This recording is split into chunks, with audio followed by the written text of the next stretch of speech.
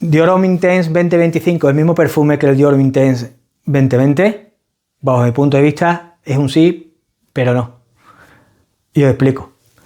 Estos son los dos perfumes, el 2020 y el 2025.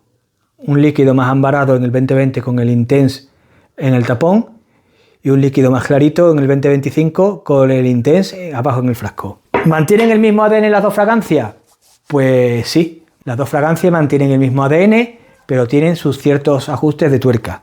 En el 2025 han hecho una fragancia más refinada, han hecho una fragancia con una salida más limpia, más controlada que en la del 2020, en la que tenemos en el 2020 una salida con un iris más apolvado, con esa sensación de maquillaje más intensa que en la del 2025. La del 2025 la considero yo una fragancia quizás menos femenina, no siendo la del 2020 una fragancia femenina, sino una fragancia unisex, pero a muchos hombres este carácter apolvado, esa sensación de maquillaje les tiraba para atrás.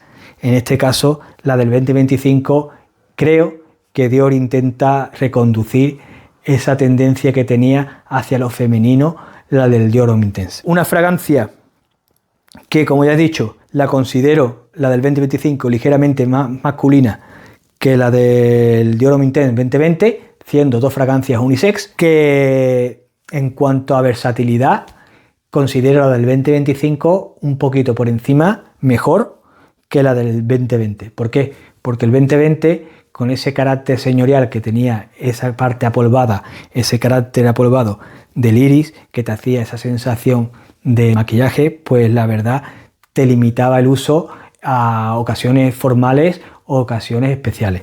En este caso, con el 2025 está tan marcado ese carácter de maquillaje, ¿vale? Esa sensación de maquillaje, en este caso nos permite usarla quizás en otros tipos de situaciones.